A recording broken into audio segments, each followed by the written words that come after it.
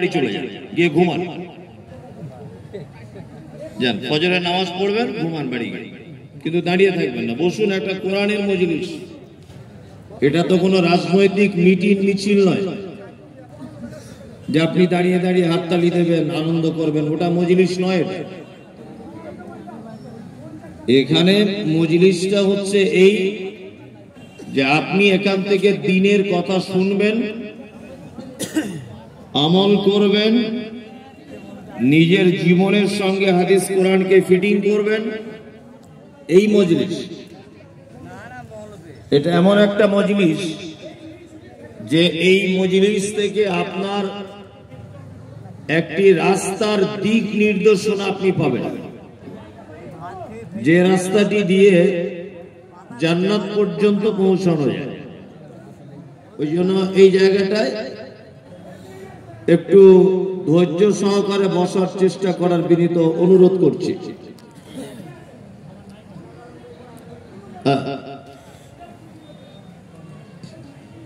বসে যান, সবাই বসে যান। যাই হোক, আমি পবিত্র গ্রন্থ মুকুট আল কোরআনুল কারীমে একটি আয়াত আপনাদের সামনে তেলাওয়াত করেছি। যারা হাদিস এবং কোরআনের জ্ঞান রাখেন, ওই সমস্ত মানুষগণ বুঝতে পেরেছেন যে আলোচনাটা কি হবে। আজকে ইসলাম ও নারী, এই ব্যাপারে সংক্ষিপ্ত আকারে কিছু কথা বলার চেষ্টা করব ইনশাআল্লাহ।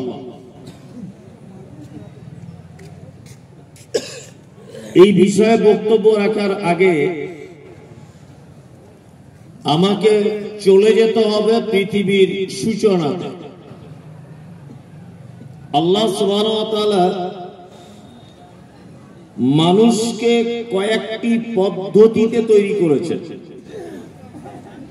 মানুষকে কি দিয়ে বানানো হয়েছে? কি দিয়ে? মানুষকে বানানো হয়েছে কি দিয়ে? মাটি দিয়ে। আমরা এতটুকুই জানি, বা এটাই ঠিক। কিন্তু তারও আগে বা তারও পরে কিছু পদ্ধতি অবলম্বন করেছেন আল্লাহ সুবহানাহু ওয়া তাআলা। একটু আস্তে আস্তে বলুন, একটু আস্তে আস্তে বলুন। সেটি হচ্ছে এই যে আমাদের পৃথিবীর প্রথম মানুষ নাম কি? আদম আলাইহিস সালাম। আদম আলাইহিস সালামকে কি দিয়ে তৈরি করা হলো? মাটি দিয়ে, তাই না? আদম আলাইহিস সালামকে রাখা হলো কোথায়? জান্নাতে। জান্নাতের মতো একটি জায়গাতে আদম আলাইহিস সালামকে রাখা হয়েছে, কিন্তু জান্নাতের ভিতরে আদমের মন ঠিক নাই বা টিকছে না। ইন্নাল্লাহা আলিমুন বিযাতিস সুদূর। মানুষ যেটা মুখে বলে এটা তো আল্লাহ বুঝে, আর মানুষ মুখে বলে না, অন্তরে জাগে।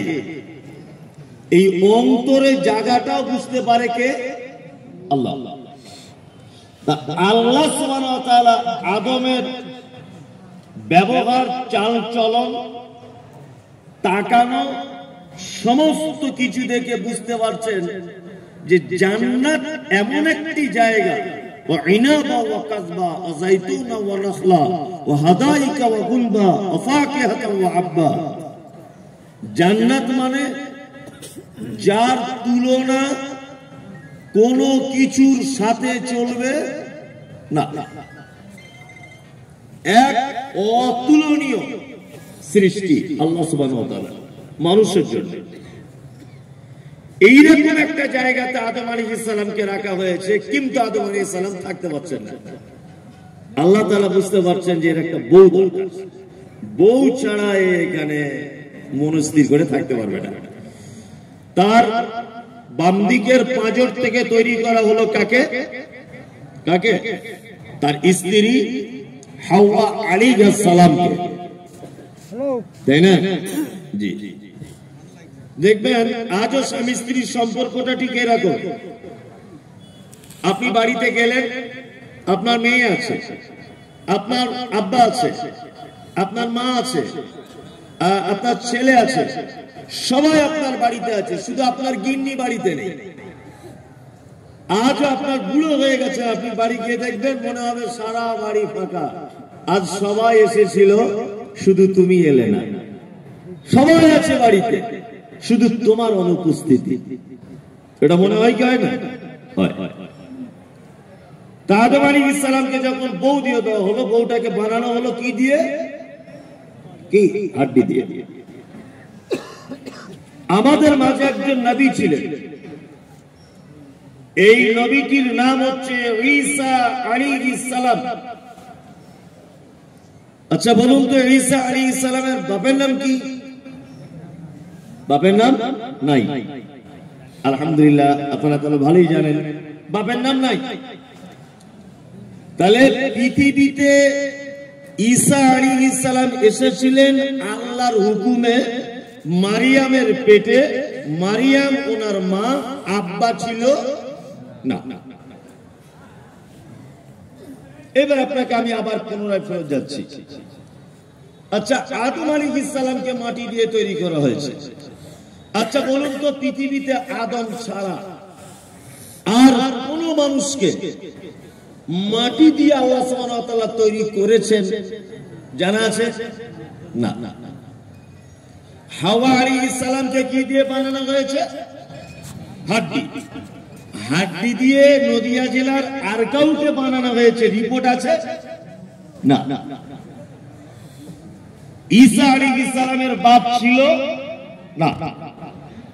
আপনাদের নদিয়া জেলায় বা সারা পৃথিবীতে ঈসা আলাইহিস সালাম ছাড়া একটা মানুষের ব্যাপারে আপনি বলতে পারবেন যে এই মানুষটার বাপ ছিল না, বিনা বাপে এসেছে?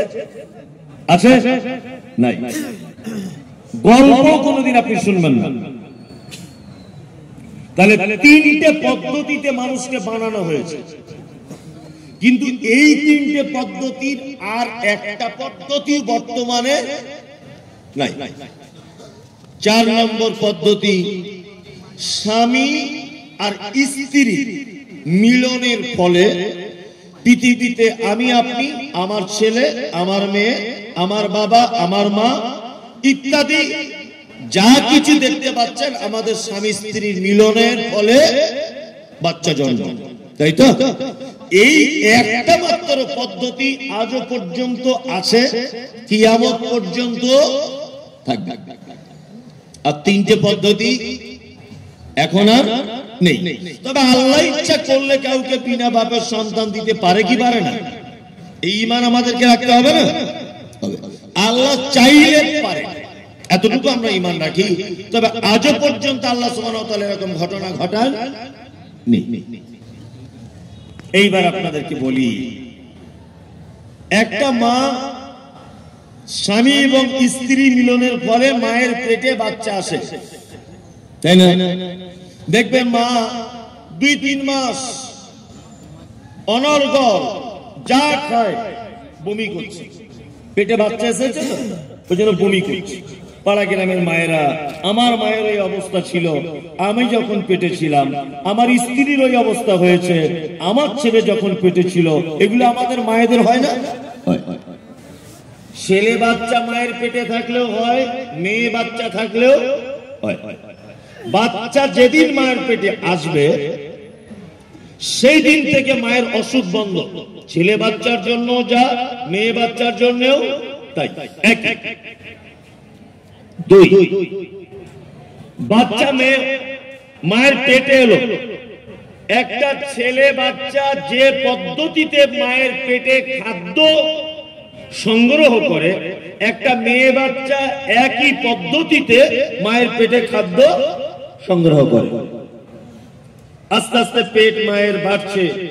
ছেলে বাচ্চা পেটে থাকলেও পেট বাড়বে, মেয়ে বাচ্চার ক্ষেত্রেও বাড়বে। বাচ্চার জন্ম দেওয়ার টাইম হলো, বাচ্চা হয়েছে দেবগ্রামের কোন এক ভালো নার্সিং হোমে। ছেলে হোক বা মেয়ে হোক, একটাই মায়ের রাস্তা দিয়ে পৃথিবীতে তারা আসে না? আছে কি আছে না?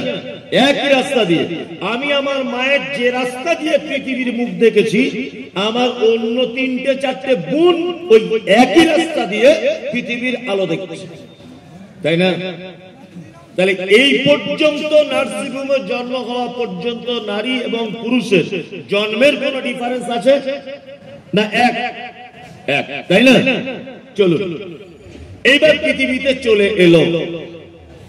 পৃথিবীতে চলে আসার পর আল্লাহর নবী সাল্লাল্লাহু আলাইহি ওয়াসাল্লামের হাদিস হচ্ছে এই, 7 দিন যখন তার বয়স হবে, কতদিন? 7 দিন। 7 দিন বয়স হলে তার নামে আকিকা দিতে হবে। ছেলে হলে 2টি, মেয়ে হলে 1টি। গরিব মানুষ ছেলে হয়েছে 2টো দিতে পারছে না, ও একটাই দিয়ে দিলে কোনো অসুবিধা নাই। তবে এই ব্যাপারে আমাদের সচেতন হতে হবে। অনেক যুবক বলছে যে আমার স্ত্রীর বাচ্চা হয়েছে 4 মাস, মৌলভী সাহেব এখন আকিকা দিলে চলবে?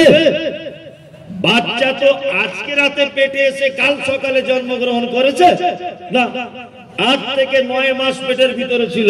তুমি কি 9 মাস ঘোড়ার ঘাট কাটছিলে? 9 মাসে 2000 টাকা জোগাড় করে একটা ছাগল কিনতে পারোনি? 9 মাস তো টাইম দেওয়া হয়েছে তোমাকে, কি করছিলে তুমি? এখনো তো বাজারে 2,500-3 হাজার টাকার একটা বকরি ছাগল কিনতে পাওয়া যায়, 4,000 টাকা যায় না? তার 9 মাসে যদি তুমি দিনে 10 টাকা করে যদি জমিয়ে রাখতে, তাহলে তোমার বেটার আকিকা 7 দিনে দেওয়া সম্ভব না অসম্ভব? সম্ভব। আমরা হেলায় খেলায় করিনি, দিইনি, ওটা ভিন্ন ব্যাপার, তাই না? ছেলে হয়েছে বলে 1,500 টাকার মিষ্টি বিলি করেছে, তখন টাকা ছিল। আকিকার বেলা শুধু ফতোয়া জিজ্ঞেস করছে, মৌলভী সাহেব 7 দিনে দিতে পারেনি, তাই বলে কি এখন হবে না? শুধু ফতোয়া জিজ্ঞেস করে করে ব্যাপারটাকে নরমাল করার চেষ্টা করছে, যাতে আরো 21 দিনে, 25 দিনে, 2 দিনে, 4 দিনে, 2 মাসে, 4 মাসে, 4 বছরে দেওয়া যায়। মানে ও আমাদের মুখ থেকে স্বীকার করে নিতে চাইছে যে বলুন একবার হ্যাঁ হবে, কিন্তু আমরা তো বলবো না। আমরা যে ধরে বসে আছি 7 দিনেই দিতে হবে। কি বললাম বুঝলেন? আকিকা আমরা শুধুমাত্র আকিকাটাই দিই, কিন্তু আরো অনেক পদ্ধতি আছে, আছে না? আছে। প্রথম একটা পদ্ধতি তো ভুলে গেলাম, সেটা হচ্ছে এই যে বাচ্চা ভূমিষ্ঠ হওয়ার পরে আজান দিতে হবে। দিতে হবে তো? মনির সাহেব হসপিটালে আছে, কি করবো? দাঁড়িয়ে দাঁড়িয়ে আস্তে আস্তে করে দেন। নার্সিংহোমে আস্তে আস্তে করে দাঁড়িয়ে দাঁড়িয়ে দেন। কি বললাম বুঝলেন? আজান দিলেন, আকিকা হলো। আরেকটা পদ্ধতি আছে, তাহানিক করতেন আল্লাহ রাসূলের যুগে। তাহানিক বুঝেন তো? ওটা আমরা কেউ করি।